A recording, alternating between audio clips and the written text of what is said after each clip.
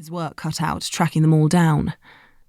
For a second, she considered politely declining, inventing a prior engagement, and felt a moment of relief. But she could never give Lady Bellinger that satisfaction. The front door opened. It was Mary Ann, Caro's cleaner. "Oh, Mrs. Carmichael, I didn't expect to see you," she said, startled by the sight of Caro in the hallway. No, I was just leaving. Sorry, Mary Ann." Flustered at having been caught unawares, especially by her cleaner, as if spotted by the boss asleep on the job, Caro rushed to gather her gym bag and keys and dropped the invitation.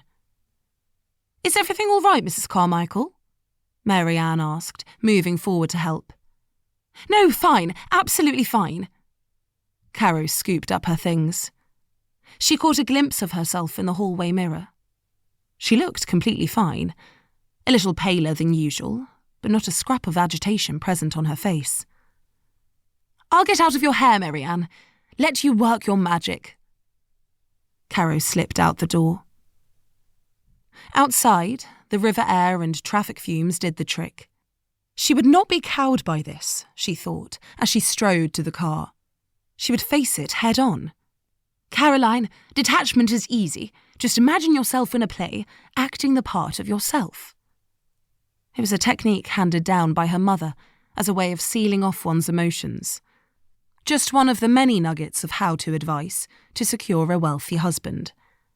But in this case, Caro felt she might need more armour, something to cocoon her from the furtive looks of other guests, the murmured pity, the sadness of what might have been, or at least the haughty disregard of Lady Bellinger. As Caro bleeped the car, she thought maybe she could host a dinner the evening before, recruit some of the key players as reinforcements. She could invite them to stay the night. Her house, after all, was the closest to the Bellingers, and that way they could turn up en masse. She checked her diary. Saturday the 14th of July. Her husband Brian and their eldest daughter Bethany would be out at the Barnes Rugby Club dinner. Perfect. She got into the Lexus, settling herself in the cream leather interior, pleased that a plan was coming together. It suddenly didn't seem so bad. A glorious dinner with old acquaintances reliving their youth. It made her think of humid afternoons spent punting on the river, honed, toned athletic bodies, sweet, sticky cocktails and sweat-soaked dancing at college bops, adoration, eager, carefree faces filled with hope and idealism, nights when she didn't wake up staring blankly at the ceiling. All that promise.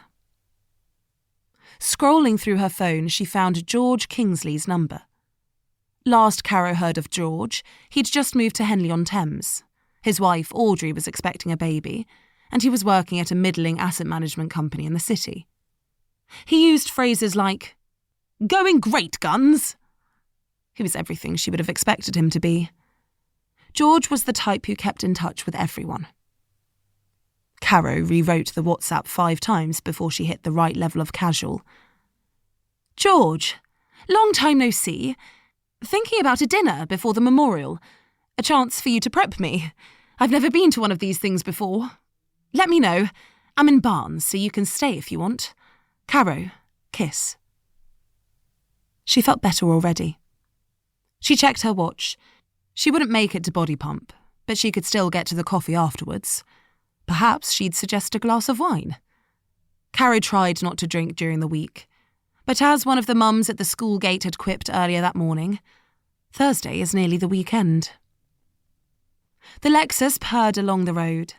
The message from George came back within minutes. The robot voice of the car speaker read it out for her. "Caro, heard you are back from Switzerland. Dinner sounds great. These things always sad but good. Gets very messy afterwards. Travis meant to be staying with me night before, so can bring him. TBH, would be good to have drink and catch up and not have to worry about baby waking up. G, kiss." Caro pulled into the Virgin Active parking lot, considering her guest list. Travis Lawrence Dixon wouldn't be Caro's first choice, but that was fine. She could squeeze him in. She opened the car door. The sun was shining. To keep listening to this audiobook, I've left you a link in the description so you can do it, at no cost thanks to Audible's 30-day free trial.